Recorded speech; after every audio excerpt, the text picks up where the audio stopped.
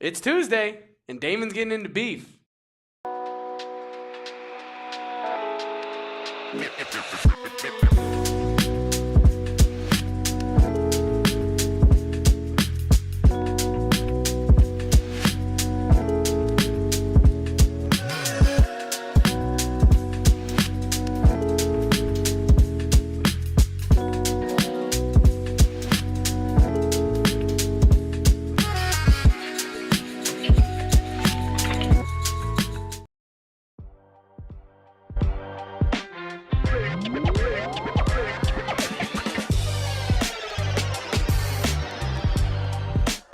Welcome on in, guys, to the AZ Wildcats podcast, coming to you live from downtown Phoenix at PHNX HQ3 and live from Studio K, of course, presented by our friends at Circle K. I'm Damon Fairall. That is Kevin Thomas.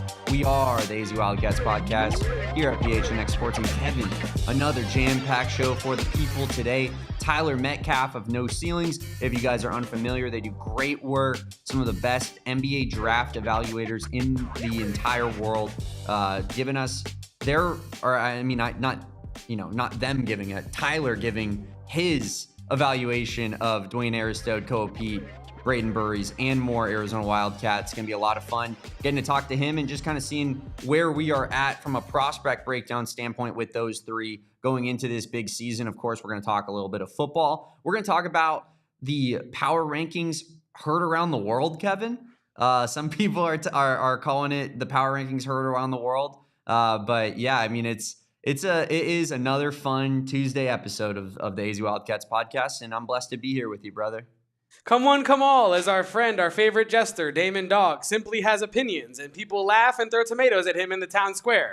5 cents per admission, 5 pennies just for this show. But no, in all seriousness, big hey, show Gus today. Nickel, come on down and throw a tomato at Damon Dog. Very big show today. Like you already said, Tyler Metcalf was very generous, gave us half an hour or so of his time, broke down all of Arizona's incoming freshmen, at least the most impactful ones. And we got some comparisons from an NBA analyst about Carter Bryant and Dwayne Aristode. But all that and more later. First, Damon, you put out your preseason poll, your Big 12 power rankings yesterday after week 8. And what did we talk about pre-show? We were like, well, your takes aren't that crazy. What you said in there is all pretty defensible. But when this hits the internet, Damon, people are going to be unhappy. And I'll give you the floor here. I mean, I don't, what's there else really to say? We knew this was coming. There's a reason I put literally in the copy of this tweet, have at it, because I knew what was about to happen. I knew the BYU echo chamber, Kevin, was going to find its way to this tweet. And who better to do so and stick the BYU echo chamber on me than Drake Toll himself, the man who has since become a BYU fan solely because they're such rabid animals that, you know, he wants them watching all his content. I respect the hell out of it. If this was a more encompassing show and we were not Arizona Wildcats based, hell, I'd be like, screw it. I love BYU. Everybody come watch my show, because these people will watch anything. Proof? Every time we play BYU, it's our biggest post-game show that we've ever done, which is a lot of fun. I love the back and forth with BYU fans, but also, you're just not going to convince me BYU is good. I'm sorry. I watch them play. I don't really care. I'm not that impressed.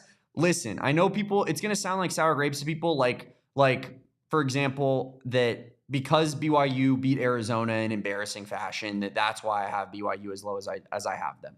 And Kevin, if I'm being completely honest with you, and there is an element of that for me in these rankings. Click on my rankings real quick for me. Where is the Arizona Wildcats on these rankings, if you don't mind me asking? 12, Your Honor. 12. And where is BYU? 3, Your Honor. Gotcha. So, I mean, I'm looking at the 12th team should have beat the 3rd ranked team. Obviously, you could say shoulda, coulda, woulda. It doesn't matter. BYU got the win, but these are power rankings. This is not the AP Top 25 poll. This is not the exact standings screenshotted and then repurposed onto a new graphic. This is where I take my takes and opinions and I bring them to the people and I say, this is why I feel the way that I do.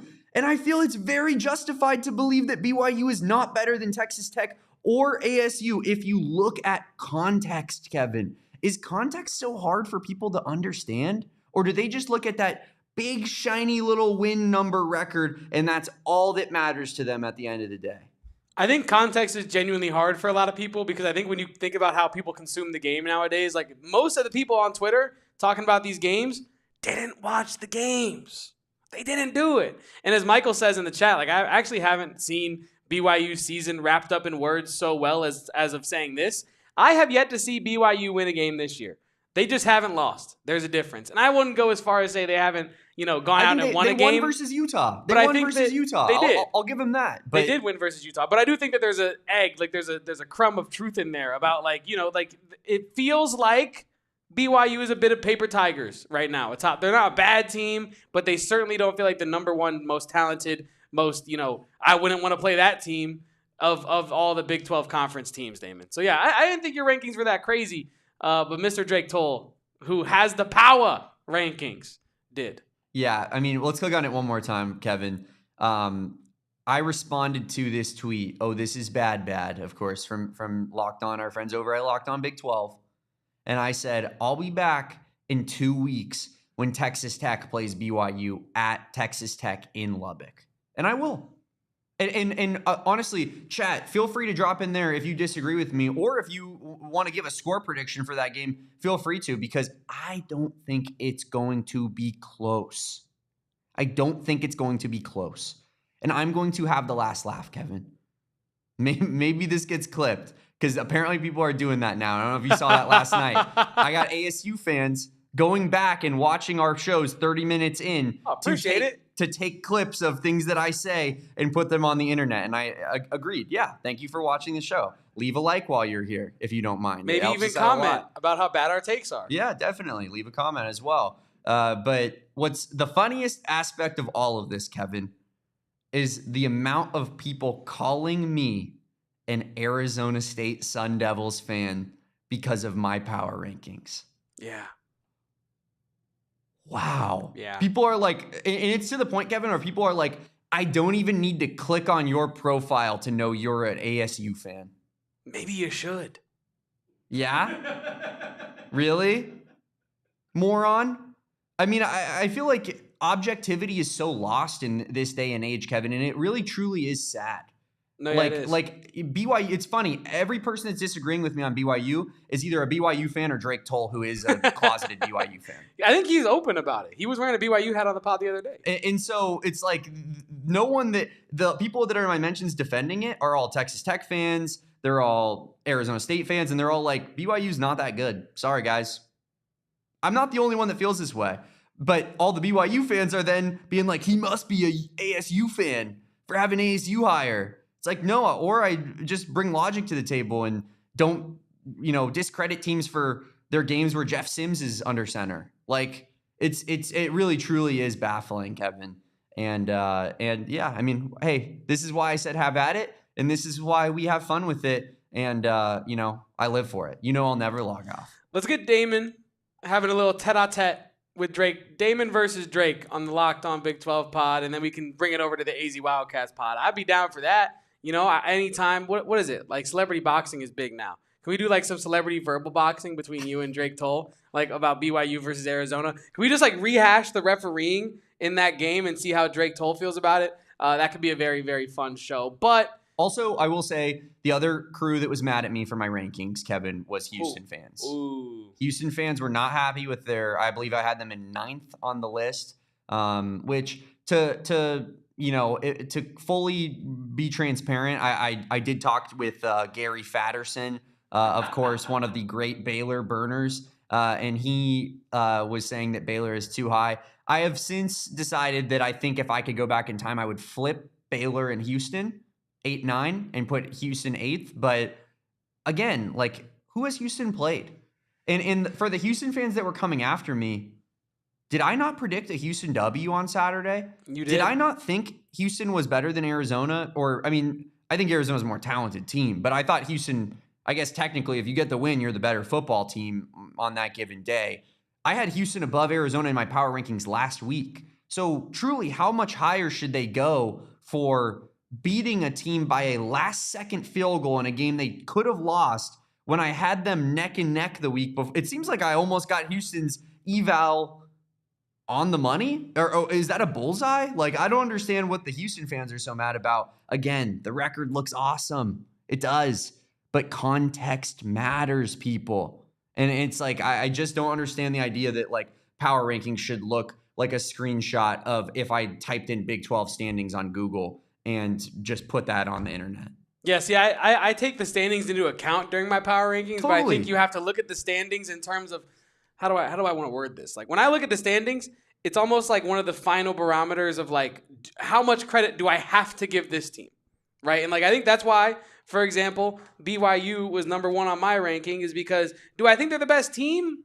No, but they're undefeated in conference play, and they're the number 1 team in the conference by standing. So I got to give them some credit where credit is due there. I feel like third place is credit, though. Like, that's where I like disagree with people is that the idea that third place is some referendum on them as a horrific, trash, garbage, no good football team that should never even line up again on the field. It's all said and done. Chop it up. The Big 12 championship game has been decided between Texas Tech and ASU. It's like none of those things are opinions that I've said. I think Texas Tech and ASU are great football teams, and BYU is slightly underneath them.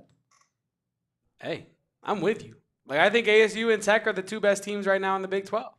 Right? I think BYU is right there at 3rd. Ironically, oh my goodness, did Damon have it right?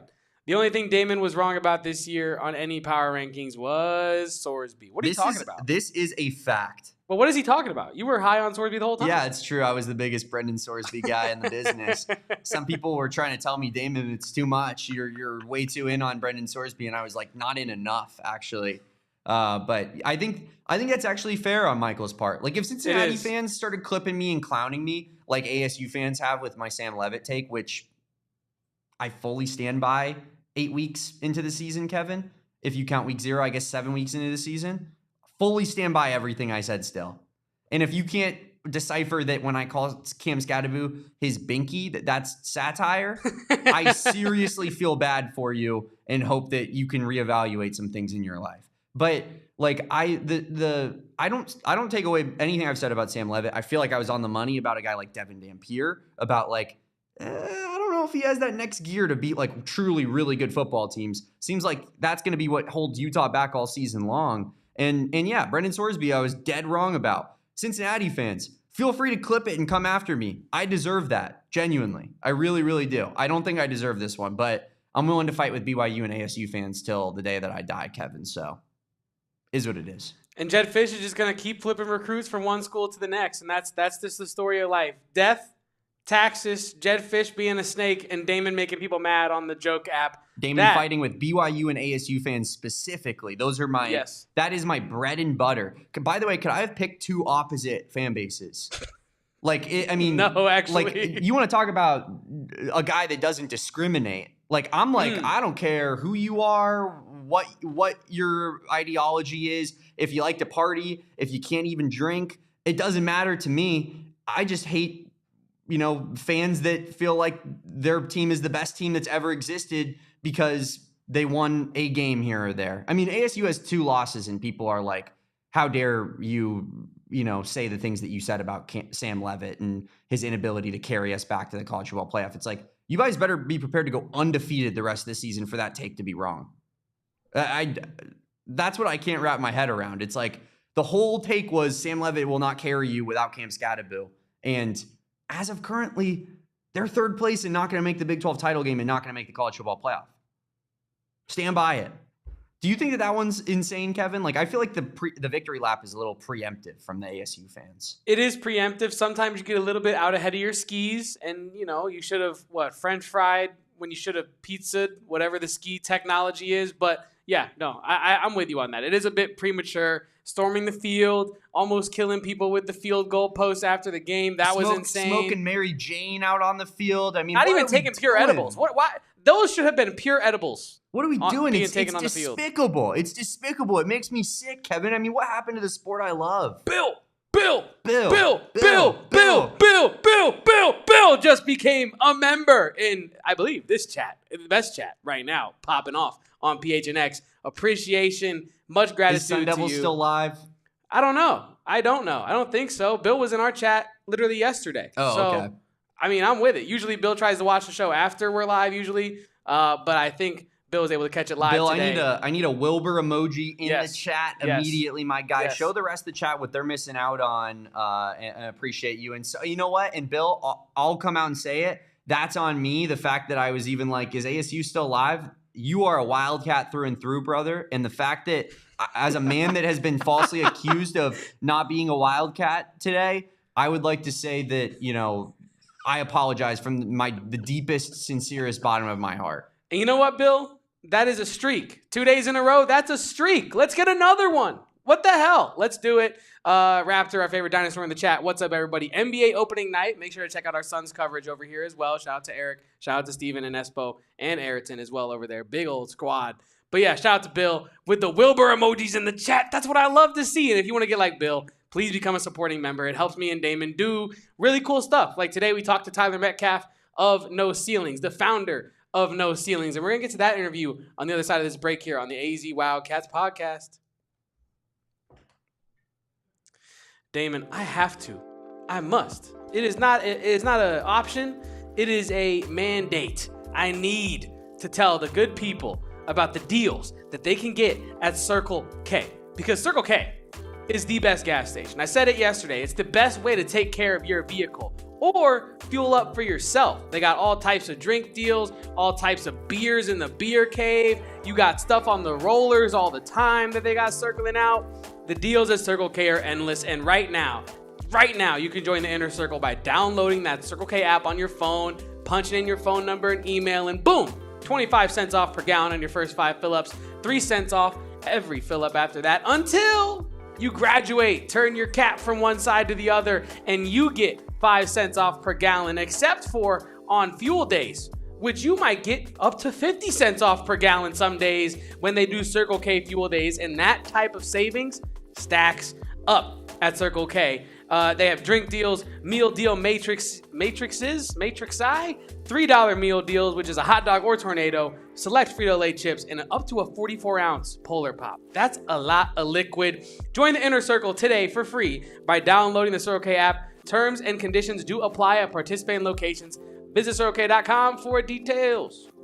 Love our friends over at Circle K, Kevin, and love our friends over at Rally House as well. Guys, if you're looking for the ultimate sports apparel in your life, there's only one place to stop. We've all been inside of some of these sports apparel stores. I myself, for example, the best example I can give is I walk in, I'm a D-backs fan. I despise the Los Angeles Dodgers. Ugh, and gross. I find Dodgers stuff every sports apparel store I go to in Arizona, except for Rally House, because they only carry Arizona sports teams. That's what their promise is to you, is that they love Arizona sports teams and they want to help grow Arizona sports teams in this state. So there's 3 Valley locations, Kevin, whether it's West, Central, or East Valley. They got something for everybody in Mesa, Tempe, and Glendale. And I said that backwards, but you guys get the memo. It's the go-to spot for all your favorite Arizona team gear. Kevin, all your game day needs. Hats, they have them. Jerseys, the best selection. Drinkware, you name it, man. Dog collars? Dog collars.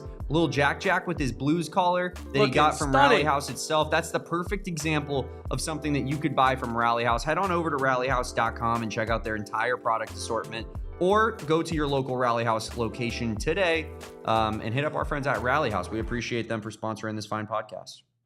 And a part of this fine podcast today is our interview that we did with No Ceilings NBA founder Tyler Metcalf. And if you're not familiar with No Ceilings or Tyler, his work personally, they cover the NBA, they cover draft prospects, they cover college basketball as well. They do draft big boards, they do evaluations, they do film schools, which they recently did a film school on Dwayne Aristode. So if you want to head over to their channel, check that out after our video. The most recent, right? That's the I most believe recent so. one. I think they had one in the hopper that they teased in that video. So I don't know if it came out after or whatnot.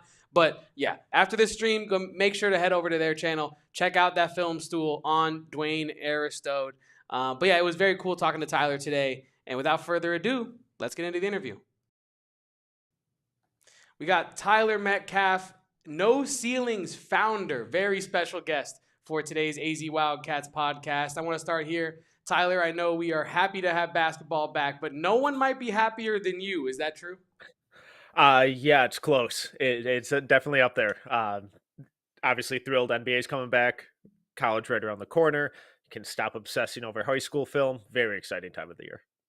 And Damon and I, at least me for certain, I've been known to obsess over high school film and maybe read a little bit too much into it, right? And I think before we get into breaking down Koa Peat, Dwayne Aristode, and Brayden Burries, some of Arizona's elite incoming freshmen for this season, I do want to start here. I think that'd be a good place to begin. How much can we as pundits and even fans watching at home, how much can you really take away from pre-college tape?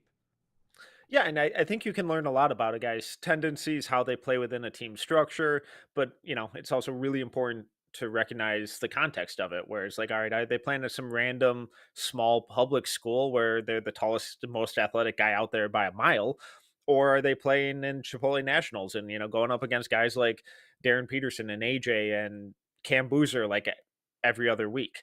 And if they're at those small public schools, when they get called up to like events like McDonald's or Nike Hoop Summit or FIBA or something like that, do they disappear, or does a lot of what we saw kind of carry over? So you try and watch them in different contexts, piece different things together. But like anything, never try and get too high, never try and get too low, and just kind of take it for what it is. It's just another piece to the puzzle. I think that's almost the perfect starting point, Tyler, because Koa Peat Yeah. notoriously played at Perry High School, a public school in Arizona, was there for 4 years, won 4 state championships in the state of Arizona. But we've also gotten a chance to see him at some of these more high profile events, whether it's for the Compton Magic, whether it's for Team USA, multiple times. I guess how much do you value Koa Peat's high school tape versus maybe some of those events that he's going to with more high profile prospects? Koa is definitely one guy that I'm like, all right, this is going to be a struggle for me all year. I really want it to work because just the athletic tools, the highlights, the upside, the way he gets to the rim, the flashes are really, really fun, especially, and at Perry, he was a force out there. And that was pretty evident with the Compton Magic with Team USA too. So it's like, all right, so that's probably going to carry over in some form or fashion, at least to Arizona as well. But as he continues to scale up in competition, there just needs to be more consistency with doing the little things and not just relying on the physical tools on both ends of the floor. And it's like, how much nuance is there in his game? Can the defensive consistency really take a step forward? I thought in high school at Perry is kind of bad, unfortunately. But then when you see him in a little more structured setting with Team USA, fouls were pretty high, but I thought the consistency with rotations and communication and effort level was so much better. So it's like, all right, that makes me a little more optimistic for how it can continue to translate and grow at Arizona and then after that as well. And when you're evaluating Koa Peat, I know you said it's going to be a tough eval for you all year, right? Are you looking primarily at the defensive end, or is that what you've keyed in on as his main area of need for improvement this year? Yeah, and it'd be awesome if he just came out and shot 45% from three, but I don't think that's going to be the case. I think the shot needs to almost be totally reworked. There's some fun mid range stuff, but from 15 to 18 feet and in is probably where he's going to do most of his damage. But in terms of just getting minutes, impacting, winning right away, I think the defensive end of the floor with his physical tools, the defensive playmaking stuff is so much fun with him. But if he really buys in on doing the little things, sliding his feet, making rotations, and being where he needs to be when he needs to be there every single possession, I think that's when we can start to see some of the outcomes that make me a little more optimistic about him turning into an Aaron Gordon type of player and avoiding the Derek Williams type of player. Those are two, I think, kind of apt comparisons. And I've made the Aaron Gordon comparison a lot because Yeah. they feel very similar, right? Like the in-your-face athleticism, the high-profile 5-star recruit that goes to Arizona, kind of that tweener between a big small forward and a smaller power forward. Is that like a ceiling that you think that Koa Peat needs to get to? Or do you think that that's more maybe like where Koa Peat will likely be when he makes it to the next level with the chance to be something more than an Aaron Gordon type? And I think that'd be a really high end outcome because Aaron Gordon is a crucial piece on a championship winning team. And the Aaron Gordon we were seeing in Denver obviously is not a very different Aaron Gordon than what we saw in Orlando, where he was more of that on ball creator, scorer, offensive initiator. and it was fun. He won some accolades and put up numbers for it, but it's like, all right, how much winning is actually going on here? And it took a big move, and it takes a lot of personal buy-in to make that type of transition from going to be the guy to be like, all right, now go do all the little things, all the dirty work that no one really likes to do, but it leads to winning basketball. And, obviously when you're paired up with the best player in the world, that tends to make that case a little easier. But it's a tough transition, whether you're doing it in the NBA or in high school or in college. And to get a guy to buy in like that takes a lot. So I would love if Koa's really bought into that type of role, because I do think there are some like fun passing flashes in there as well. And with how easily he can get paint touches, collapse the defense, and then start spraying it out to guys like Delorso or Aristode or Burries on the perimeter, that's where I was like, all right, now we're utilizing your athletic tools in more than just highlight situations. You mentioned it there. I've seen your coverage about his defense. I've heard that I guess fears might be a good word, that he might not have all the tools on that end of right now as it stands. But when you look at the team that Arizona has in place, and you talk about how at Perry his defense was pretty questionable. However, when he stepped up around other high level defenders on Team USA, it looked a little bit better. Do you think that his defense with a guy like Aristode potentially next to him out there, Jaden Bradley, Brayden Burries, Mo Krivas, who is huge down low, do you anticipate that in a better defensive system, Koa Peat's defense will surprise some people this year? I think it definitely could, and that's what I'm really optimistic with, because I'm kind of like I mentioned, like the difference between high school, where he was just so clearly the most athletic guy out there, and when you're a superstar in high school, the leash of what you're allowed to do and get away with tends to be a little longer. And then what we saw over the summer with Team USA, he was so much more disciplined, so much more consistent on that end of the floor. Obviously, got too handsy and still prone to jumping at fakes and that kind of stuff. But overall, I thought it was a huge step forward. And then being, like you said, being in that more structured system with that coaching staff, and then teammates around him who are also really good defenders, I really want to be optimistic that we're going to see him take yet another big step on that end of the floor. And if he does, now we're talking about a legit two-way forward with awesome athletic tools who can impact winning in a bunch of different ways. On the offensive end of the court, what do you want to see from Koa Peat this season that would give you more optimism that he could reach the ceiling that he has in his bag? Quicker like playmaking reads, not as a primary guy, but someone who can push in transition, make the right read, attack occasional closeouts or cut from the baseline, create out of the short roll for teammates, and get into the middle of the floor, and not just pull up on those jumpers. Like there's some mid-range shooting stuff there, but I think it's still really erratic. But if he's going to be able to get to the, paint touches and into the middle of the floor pretty much whenever he wants, because that's what he's always done. And if he can add a couple different facets to his game where he's not just looking to score, but instead creating for teammates out of those situations, I think his value is going to really take a step forward, because we've gotten flashes of that over the years, but he tends to be pretty one-minded with looking to score, rightfully so. Very good.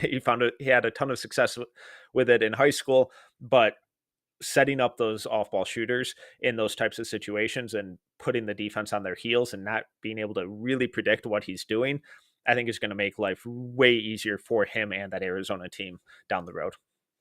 In the most recent, prospect rankings that you guys gave for the upcoming 2026 NBA draft, obviously a long ways out, but Koa Peat was 8th, I believe, on that list. And, you have a couple other extremely high profile Big 12 freshmen that were ahead of him in Darren Peterson and AJ DeBansta. When you look at kind of the elite freshman crop of Big 12 players, does Koa Peat fit into that mold for you? Is there anybody else that maybe like a Chris Senek Jr. that also belongs in that same crew, or is it for you the Petersons and the DeBanstas at the top and Koa Peat maybe right below them?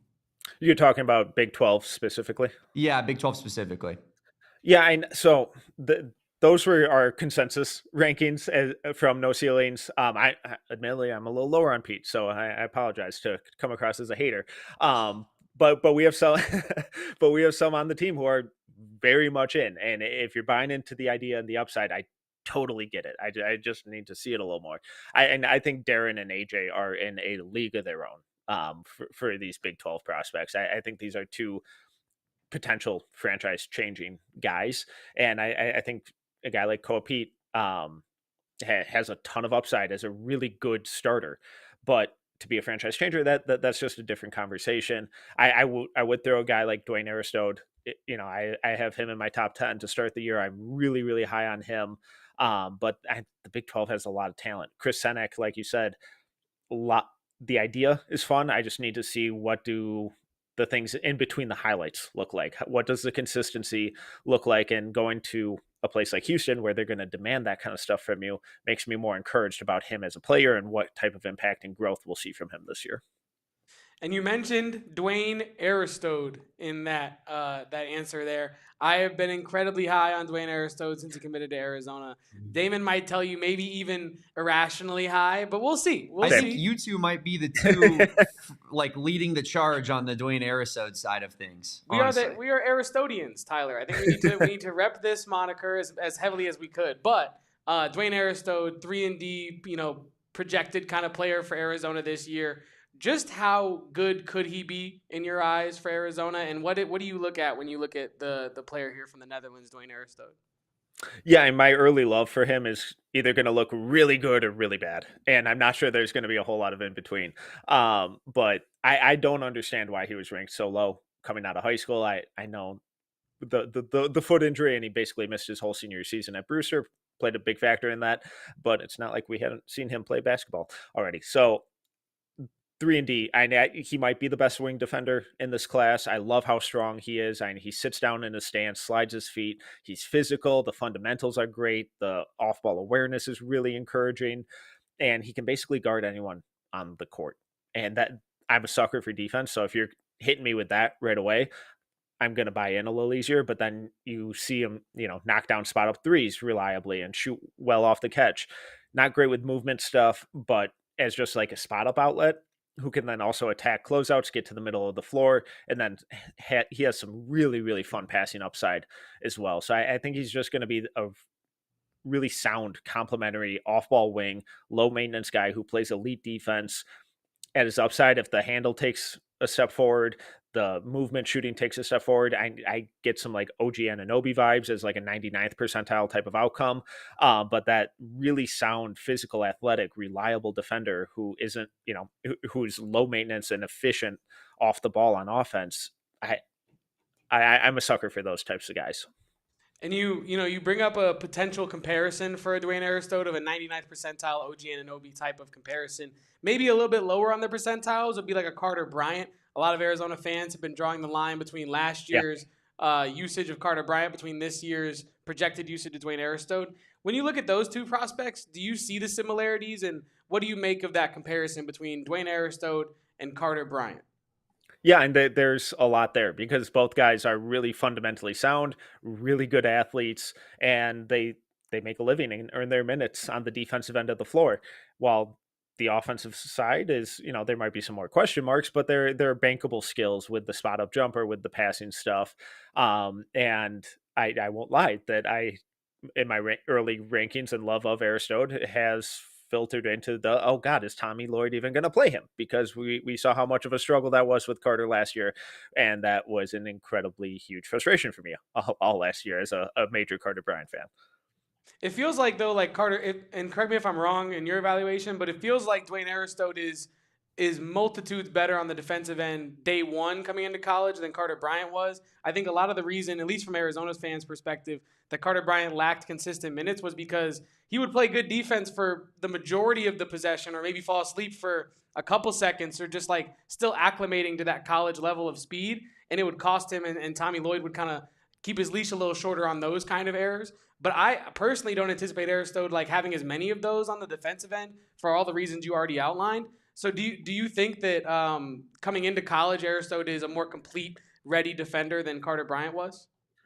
Yeah, probably. And I think one of the issues with issue sounds harsh, but one of the things that Carter consistently faced was, and he felt like a freshman a lot of the times last year, where and he just the game would almost speed up a little bit for him mentally. And, we saw that in their last tournament game where he was just rushing decisions. And, we saw that in Summer League as well. But once he, settled into a game and kind of found his groove, he was awesome. And I think Aristode is a little more calm mentally. I think the game's a little slower. I think he anticipates stuff a little better right off the bat, but not, not meant as a dig to Carter at all.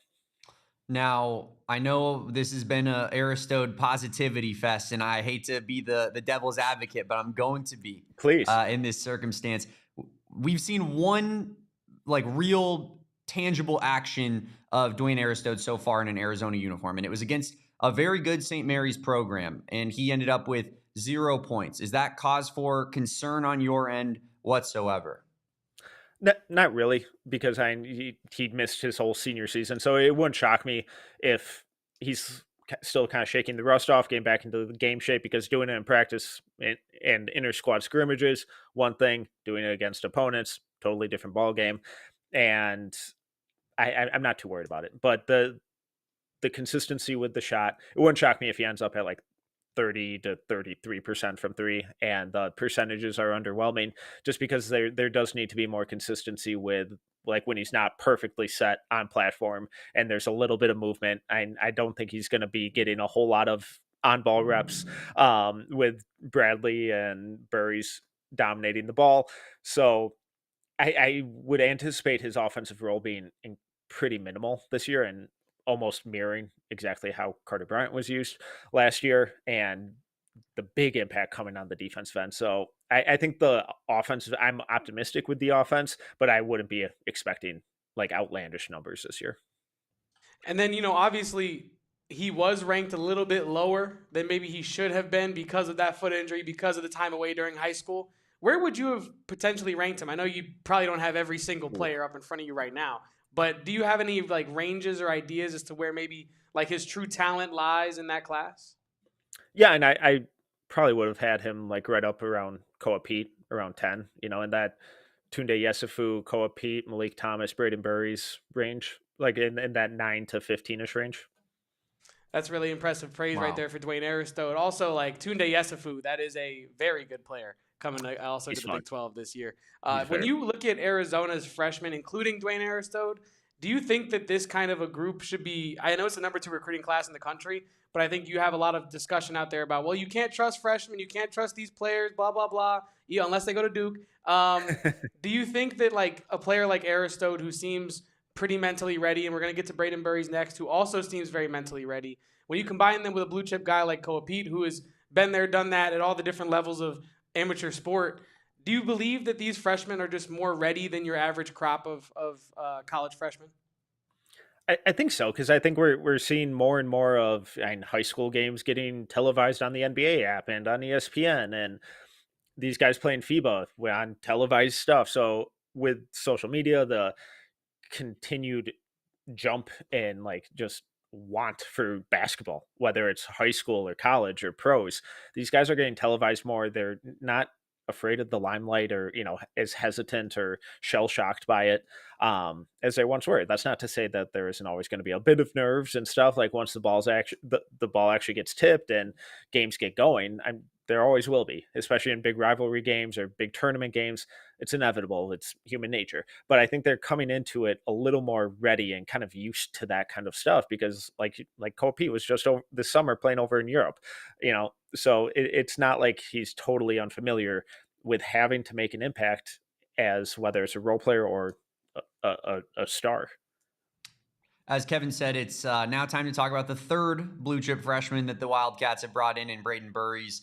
And honestly, it feels like his kind of perceived draft evaluation, and honestly haven't heard too much about it to be frank, but it seems like it's been a little bit quieter than the Aristodes and the Koa Peats of the world, because of maybe an athleticism cap.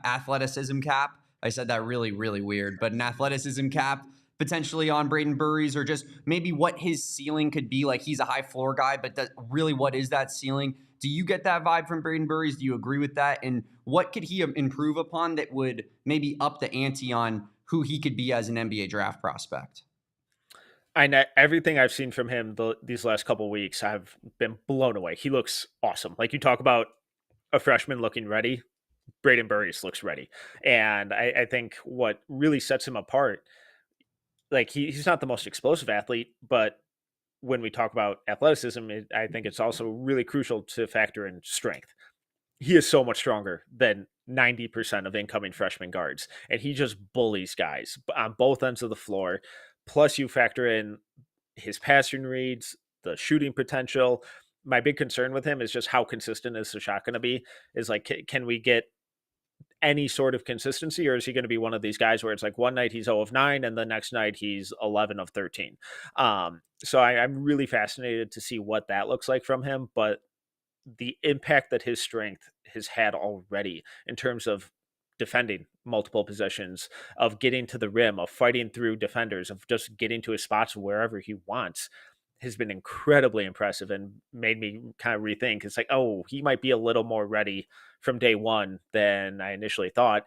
It's like, yeah, it'd be great if he shot 40% from three consistently every single night, but that physical strength makes guys so much more ready. And like a guy like Rob Dillingham, I know he's a little smaller anyways, but just physically, Kobe Buffkin as well. We just saw him get waived by the Nets.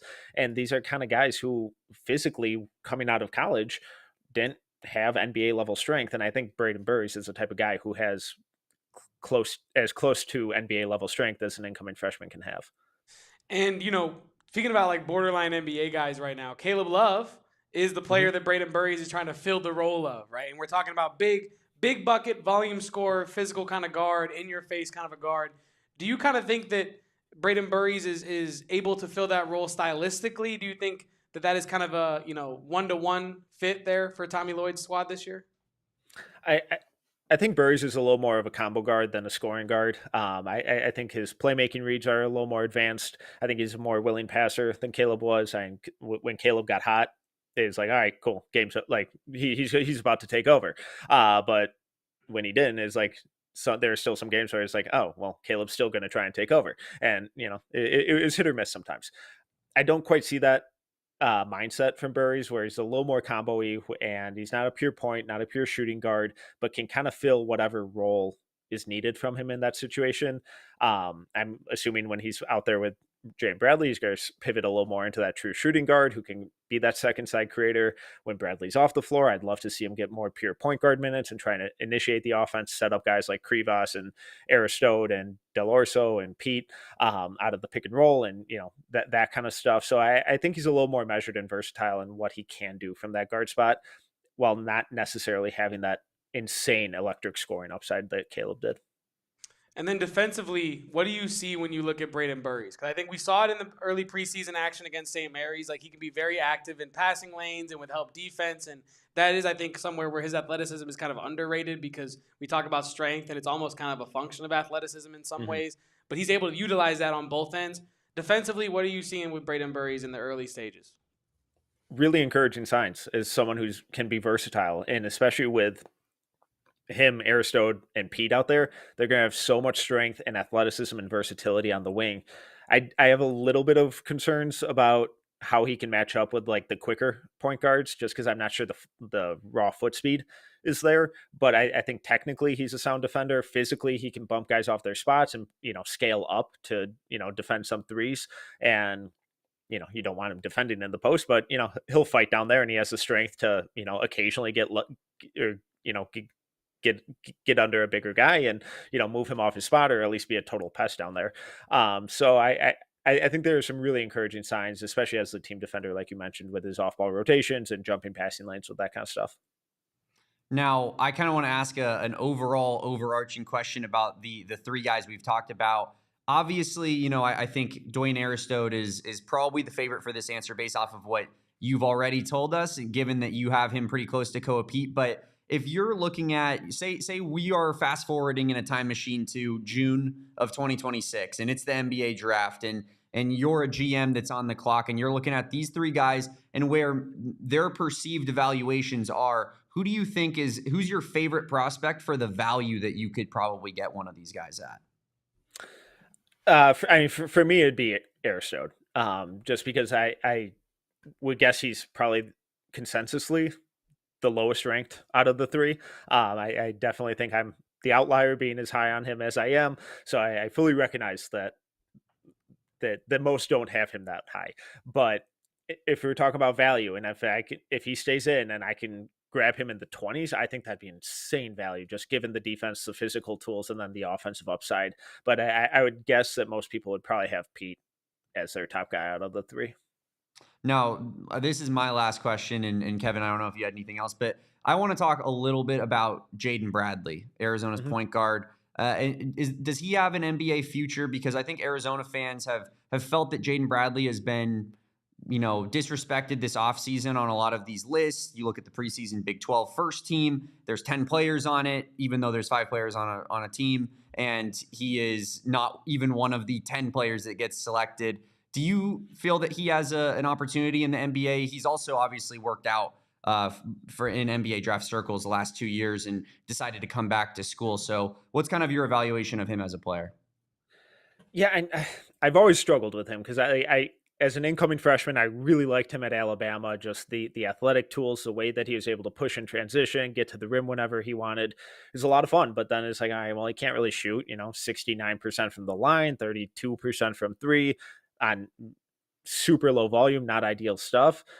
Obviously transfers to Arizona, outside shot takes a huge jump, but on minimal volume again. And then we saw the volume take up a little bit last year and the percentages plummeted again. So it's like, all right, well, this is tough. But along with that, he's also in a tricky role where he's kind of having to play a little more off ball than you kind of want for someone like him. So I'm excited to see him get back more into that point guard role to see, all right, what does the playmaking look like in terms of volume and efficiency? We get flashes of it, but has the game really slowed down for him mentally? And is he making those proper reads exactly when he needs to? Because in the open court, he's a menace. And even just in the pick and roll, he can get downhill super easily.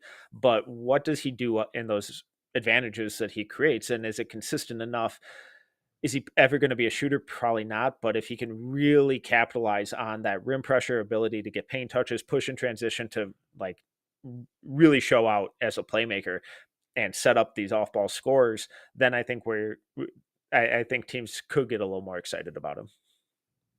Tyler, I just have one more question for you, and it is about Arizona freshman Ivan Kharchenkov. What do you have on Ivan Kharchenkov? It's very early, and I think for me personally, like when I look at his tape, he's incredibly fundamentally sound. Obviously, playing for Bayern Munich overseas, you have that little bit more of experience coming in as a freshman to Arizona. But you mentioned it with Aristode, right? Like how much usage will he get? What are some of your early inclinations on Ivan Kharchenkov? Yeah, and the size is really encouraging, and then it's so tough with some of these international guys coming over because it's like, all right, well, he played at Barron, he's 6'7", 220. I like all of that kind of stuff because he has pro experience, but just how real is it? And especially with guys coming over internationally, because those international coaches have no incentive to play these young guys to really develop them because it's like, all right, well, I'm going to develop you and give you a bunch of minutes so we can lose games because you're not quite ready and then you're going to leave anyways. So it's like, oh, that didn't work for me at all.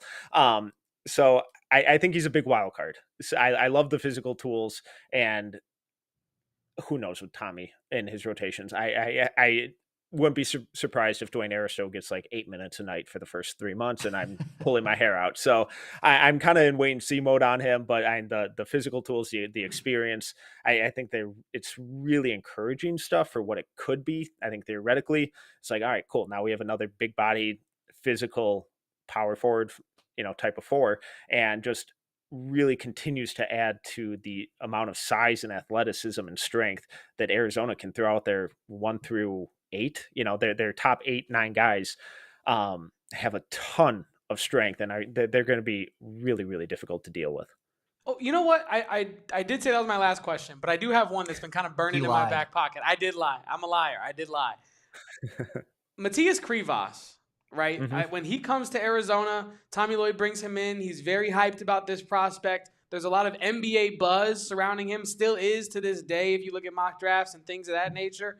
But when some Arizona fans, when they watch these games, I see talent there. I see a really good college center. I'm not saying he's not good at basketball, Yep. but I just don't see that next level for Matthias Krivas. Am I wrong? Like, do you disagree? Do you think that there is NBA dreams for Mo Krivas? I mean, dreams. Yeah, we can all dream. I always come away from watching him just wanting so much more. Like he's massive, but like you never feel like he plays that massive. And like their inter squad scrimmage, he had this awesome move where he like backed down a guy, turned over his shoulder, had a dunk, and instead pivoted back away for like a 6-foot baby hook. I'm like, what are we doing? Like, you're a massive human being. You're right under the rim. Just dunk the ball.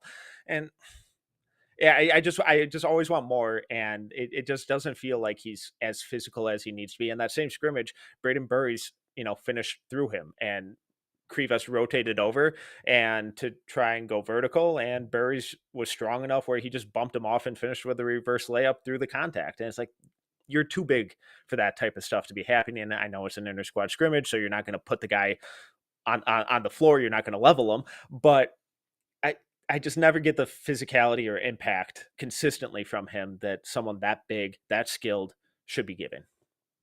Yeah, it does feel like Mo Krivas has a lot in his bag for a 7'2" guy when it comes to back to the basket ability, but it's finishing off those plays, making the right read. Like he almost misses, just the tiniest little element of like, wow, that would be special if he could just really truly finish the plays. But if anyone can figure it out, it might be Tommy Lloyd, the European or foreign rather big man whisperer himself. But we appreciate our guy Tyler Metcalf for hopping on with us today. Of course, founder of No Ceilings NBA. Go throw that a follow as well. Go follow Tyler at tmetcalf11 on x.com. And Tyler, we appreciate you talking to us and giving your expert evaluation on these Arizona Wildcats prospects.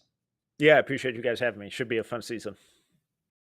Thank you to Tyler Metcalf of No Ceilings, and thank you for watching that interview. Now, we do have more show. The show is not over, but we are going to take our last break here on the AZ Wildcats podcast. Leave a like, drink your water. Most importantly, do not go anywhere. We'll be right back.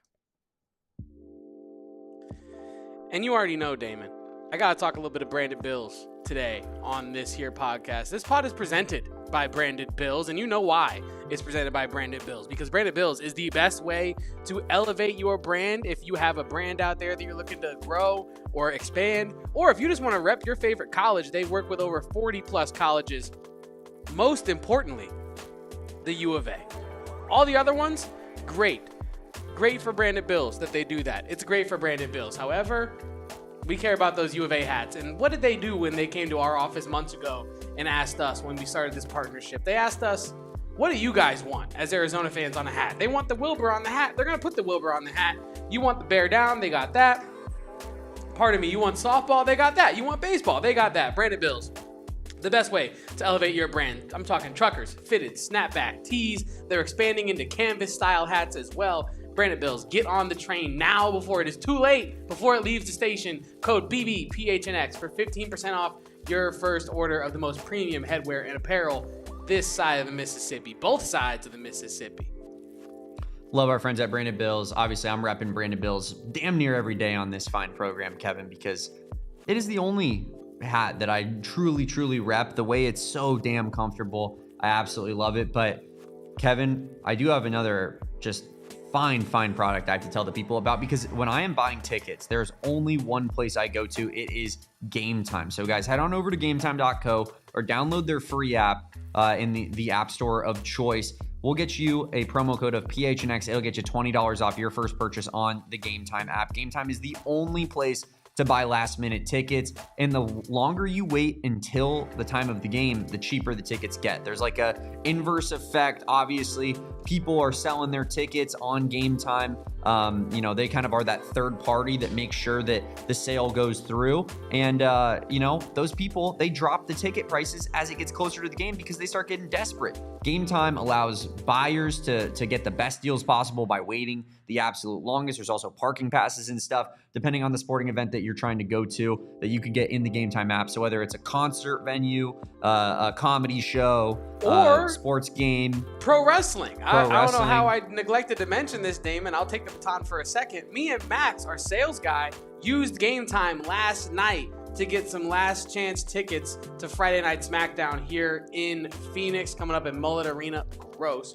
But Friday Night SmackDown, not gross. Game Time, maybe the nicest thing you could use if you're looking for last minute tickets, lowest price guaranteed. Game It Time. absolutely is. And Kevin, I'd be remiss if I didn't mention that it has the best interface in all of ticketing. It's not one of those apps that you click on and you wait 5 seconds for something to show up on screen. It is beautiful. It has a nice dark background. I know Kevin and I are all about the dark mode backgrounds. Game Time's all about it as well. So guys, take the guesswork out of buying tickets with Game Time. Download the Game Time app, create an account, use promo code PHNX for $20 off your first purchase. Terms apply. Again, create an account and redeem code PHNX for $20 off. Tap, ticket, go. Download the Game Time app. Kevin, what time is it? Game Time. Love that. Love the Game Time app. Love our friends over at Branded Bills as well. And I love each and every one of you fine folks in the chat. Deborah, my grandfather Tom, our favorite dinosaur raptor, our favorite bird pigeon, Bill, our newest MVP Hall of Fame member. Shout out to each of you guys in the chat. Please leave a like on this video. Leave a like for Tyler Metcalf. Leave a like for Damon getting absolutely destroyed. Not destroyed, but his mentions are being destroyed, I will say, by the power rankings that he put out. The BYU fans have since this yesterday was more about the ASU fans. Today is about BYU fans, and I really have cultivated this environment for myself, Kevin. Yeah, you have. And honestly, in mention of the BYU fans, and I do want to break down the Tyler Metcalf interview just a bit before we get out of here. Absolutely. But yeah, the BYU fans. No, it's all about me and my personal Twitter wars. I want to talk about it.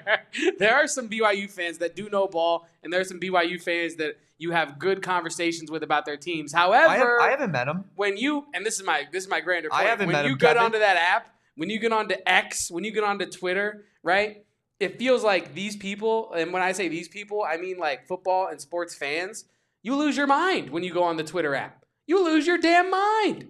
We all watch the same game. People go on Twitter, and all of a sudden we were watching two different things. And I don't understand that. When you meet people in real life, they seem to have watched the same game as you. But when you get on the damn joke app, as you say, people don't want to have jokes anymore. They don't want to take things as a jokey joke. They want this to be news. News. Your power rankings, that's not news. And I don't understand it. You lose your mind when you go on the Twitter app, Damon. Yeah, you absolutely do. And I can't help but feel that honestly, the fact that it's, only BYU fans that are telling me BYU's too low, the fact that it's only ASU fans that are telling me ASU should be above Tech, the fact that it's only BYU and BYU fans trying to make their win last week sound better, trying to say that Utah should be above Arizona State, that's telling me that I'm actually pretty on the money with my evaluation of these teams. The only people that are not upset with me right now, Kevin, I'm pretty sure are Texas Tech fans. Because they lost and I didn't move them down. Yes. But I gave benefit of the doubt, like I said on yesterday's show, to ASU not having their backup QB. I feel like I was right in doing so. I was proven right on Saturday with what happened, how it went down. And so because of that, I'm going to keep the same logic. I think Tech is still the best team in the conference, and they're going to prove that over the next 5 weeks of the season here.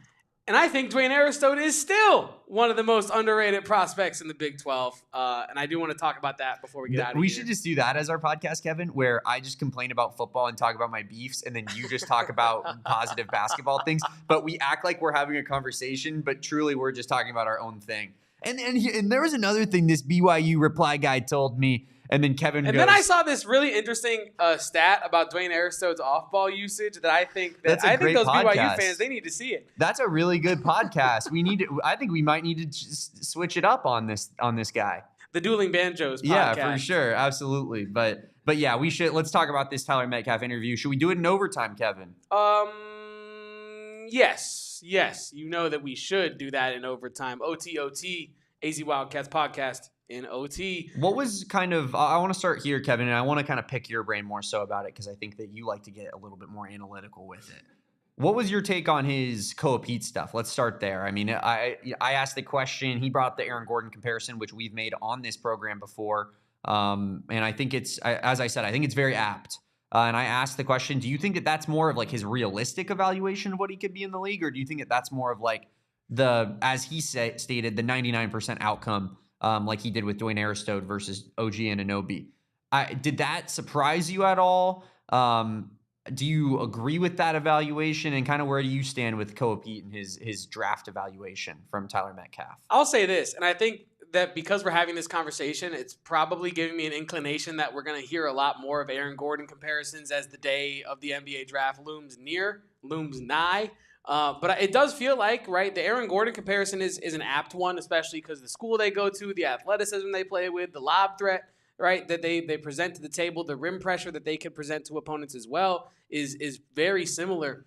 But I do think, like, lost in all of this is Aaron Gordon, and I'm not saying that you were saying the opposite, but I want to couch this because I know we're going to hear a lot of Koa Peat, Aaron Gordon comparisons as we head towards the NBA draft. Aaron Gordon's NBA career, incredibly admirable.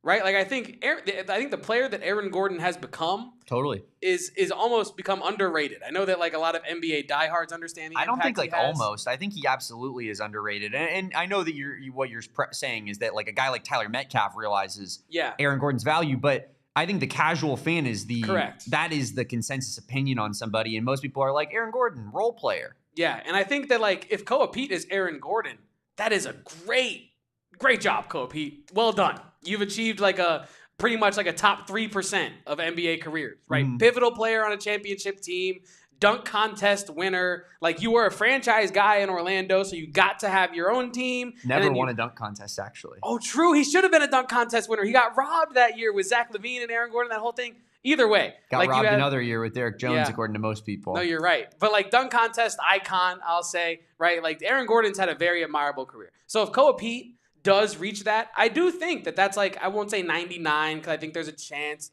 he could be better than Aaron Gordon. But that is like a very high percentile result if he becomes like top 3 most pivotal player on a championship team, of the ability to hold a franchise for a couple years under his own weight. I think that is a very good comparison, and I do think it's 99th percentile. I like it, but I also think when you ask me, like, what did I think about his overall evaluation of Koa Peat, I think it's fair. Right, I think you and I and some fans in this chat might disagree with some of the issues I'll say he sees in Koa Peat's game, but I don't think that it's unfair his evaluation of Koa Peat.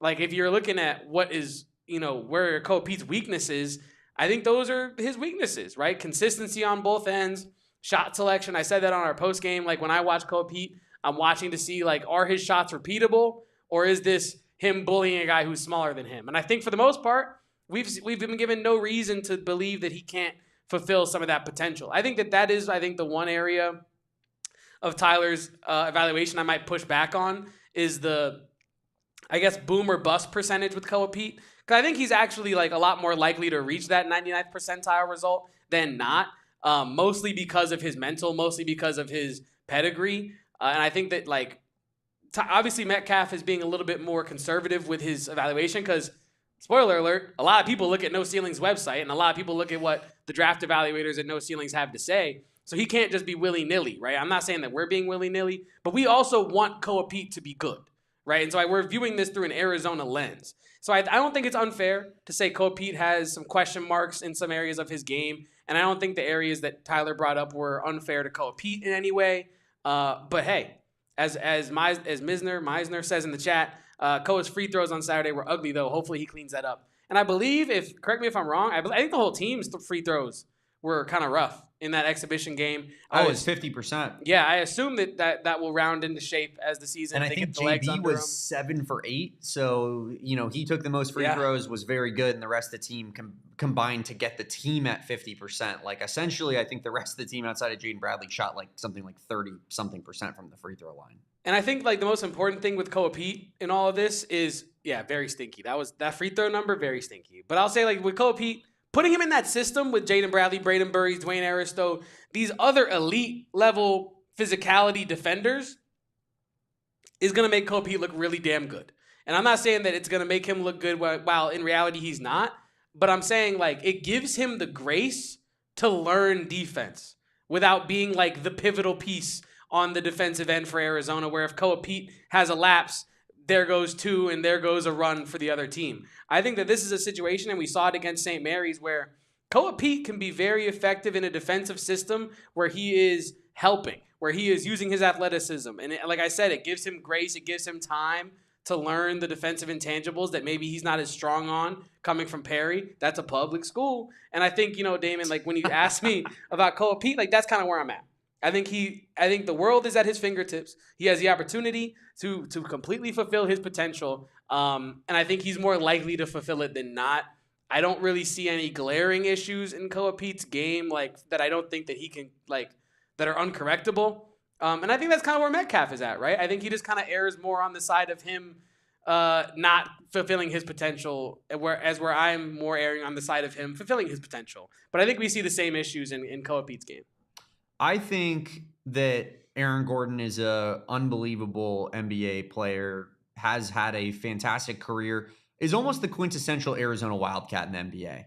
Was maybe projected to be a star, drafted to be a star, and instead was just a guy who contributed to, winning at the highest level, is the epitome of a winning basketball player, has been deemed Mr. Nugget by the fan base of the team that he is, since become a legend for. Like, I think that, he in every sense is an Arizona Wildcat, truly. But I harken back to the conversation we had with Saul after the scrimmage on Saturday about Koa Peat. And we were just talking about how his mentality, I think, raises his floor. Yes. To the point where I expect Koa Peat to be an Aaron Gordon level player. Even if that's lofty, like, that is my expectation, because I believe Koa Peat wants to win and has the athleticism and frame and body and IQ and all of these things that make up a winning basketball player. So while, I think that comparison is not disrespectful at all, I lean a little bit more towards, like, I think I'm very confident that Koa Peat's going to be that guy in the NBA. Very confident. I think that maybe it's possible we're talking about, like, where the ceiling's here and the floor's here, but, like, maybe I'm a little bit more here. Yeah. You know what I mean? Yeah. The ceiling is not as high as maybe I once thought it was going to be, but the floor is higher than most people think it's going to be because of what I know about Koa Peat. So I'm very like stuck in my determination that he is going to be a winning basketball player at the next level. I guarantee it. But I think the level to which, like, he could be is like what he could be, the star that he could be is maybe, like, it seems like the scouts are kind of getting out ahead of it and being like, whoa, I don't know if he's the guy that maybe he was once projected to be. But one thing that I actually found kind of interesting that Tyler Metcalf said in our interview, and this is not to take a shot at Tyler at all. I just thought it was an interesting statement. He brought up Houston, or I brought up Chris Sanek Jr., right? And he talked about, that system and how, the outcome of what he thinks Chris Sanek can be is elevated by Kelvin Sampson and being in that system.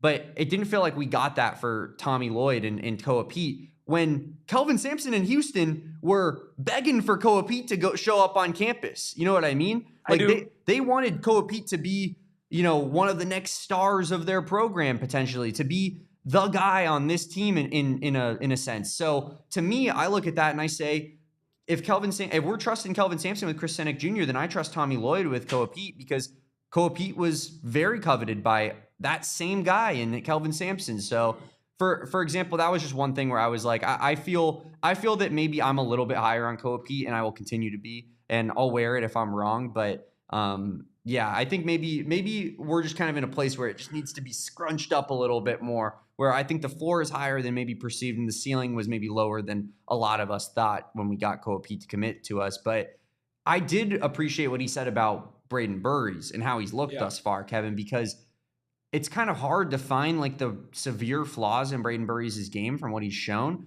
I agree that, like, when I brought up the athleticism element of Brayden Burries' game, and that's not to say Brayden Burries is not athletic. We saw him take it coast to coast and dunk on that. I think it was a walk-on. But he got up. You know what I mean? Like, that's not a lack of athleticism, but I think that it's not jump off the page at you athleticism. But there's something to be said about that strength aspect. and kind of how much that raises the floor of his college game, right? So what was kind of your thoughts on the Brayden Burries evaluation, and do you feel better about Brayden Burries and kind of his role on this team after the interview?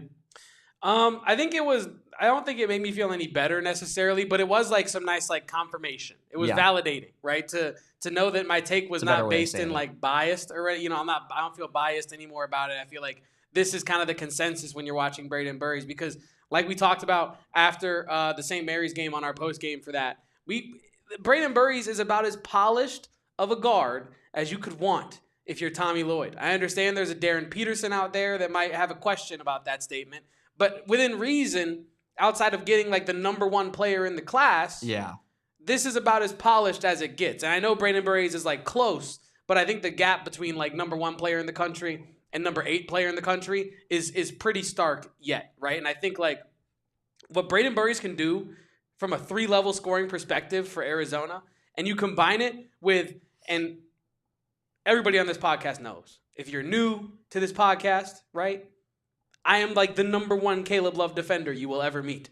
However, what Brayden Burries offers on the defensive end, it took Caleb Love 4 years to get to that point, right? Or 5 years. However many years it took Caleb Love a long time to become a true combo guard, like a guard that you trust to not only score, but facilitate and defend, right? I think he got to that point last year, and I think it actually probably affected his ability to be efficient on the other end because he's so worried about like the draft stuff and making sure he's well-rounded. Brayden Burries has a lot of that now. And I think when I asked Tyler Metcalf about can Burries fill that role in totality, right, we did kind of get caught up on the scoring, which is what Caleb Love was there to do, was score the basketball at a volume amount. Brayden Burries can do that at 3 levels, be physical, get into the hoop, force himself to the free throw line, all the stuff Caleb Love could do. Probably a little bit less of a range. Like, he doesn't have the range that Caleb Love had, but it wasn't really consistent with Love. Yeah. So at what point does it even matter, right? So I think if Brayden Burries can be slightly more efficient from 3, maybe on less volume because you have more scoring this year than Arizona did last year, and if he can be 75% of the defender that he showed against St. Mary's, I think he's doing a bang-up job filling in for Caleb Love, and I think he might even not surpass production, but he might surpass impact, genuinely. I know that sounds lofty. I know it sounds crazy. When you think of Caleb Love and impact, you think the Iowa State shot, right? You think of these big moments for Caleb Love.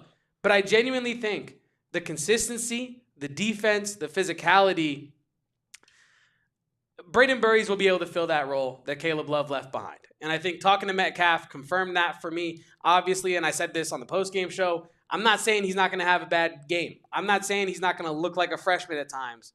But I think more often than not, we're going to be like, Brayden Burries, you are special. You are special, young man, watching this performance with this year's team. I think the thing that gives me confidence in the way that these freshmen are not your everyday typical freshmen are that Koa Peat and Brayden Burries, I feel personally that their floors are so high. Yes. So it's like I don't think you're going to get those. I mean, it will happen. Don't get me wrong. But I don't think you're going to get as many freshman ebbs and flows with those two in particular. And you might with Dwayne Aristode, right? Who's the third guy that we talked about, at length there with Tyler Metcalf. And I think that, we have the Carter Bryant comparison. I think we're probably going to be making that comparison all season long.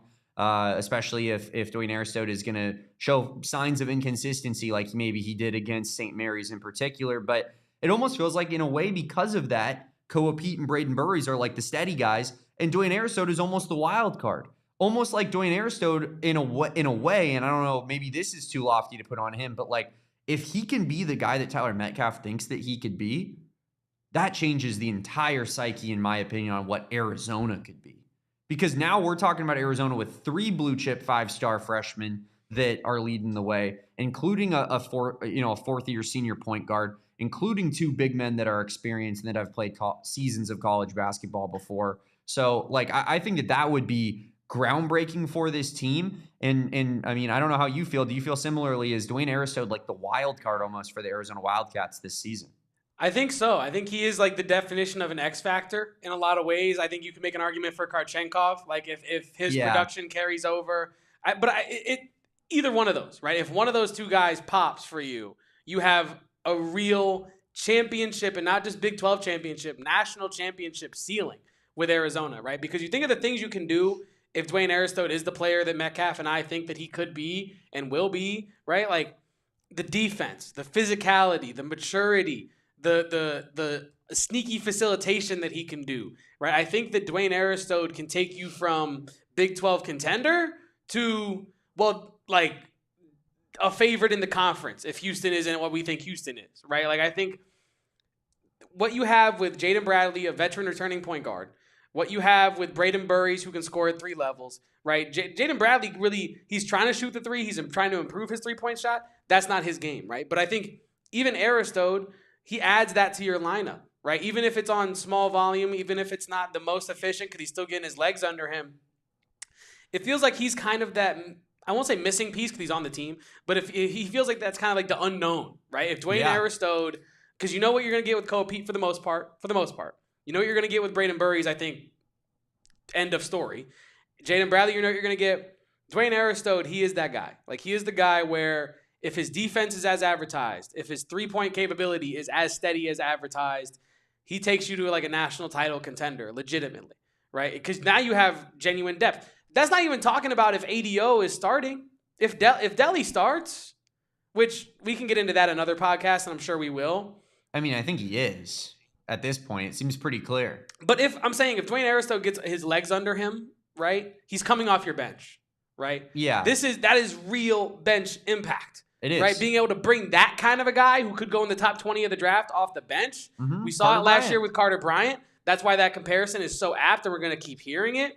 But that changes everything for that team. Think back to last year with Carter Bryant, right? Like, how many times were we saying after a game, like, love Carter, he's incredibly talented, great person, great like talent on the court, great athleticism. But if he can just figure out how to put it together 5% more by the time you get to March Madness, this team could win the whole thing.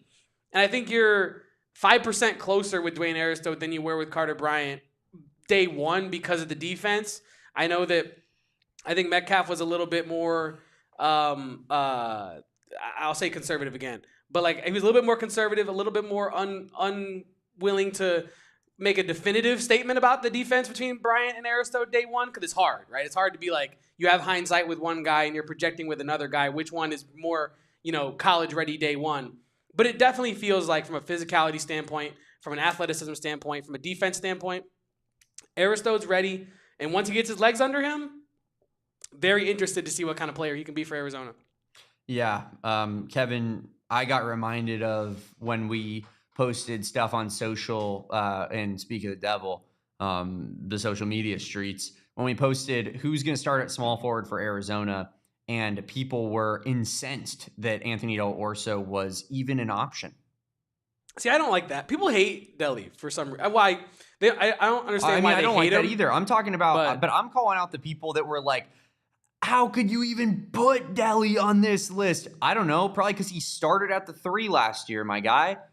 Like, he's improved, and Lloyd loves experience. The amount of people that are just total mouth breathers on the internet that's what I'm saying. Is genuinely shocking. That's what I said earlier. You get on the Twitter app and you lose your sense of common sense. Because I think, like... You do.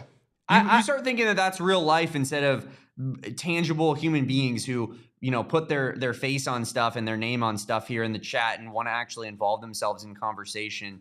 It's so unbelievable. Like the idea that like people are trying to clown us for asking if Anthony Del Orso would even have a chance at starting. I almost might go back to all of those tweets and just be like, moron, mouth breather, idiot, stupid. Look, in a perfect world, ADO probably doesn't start.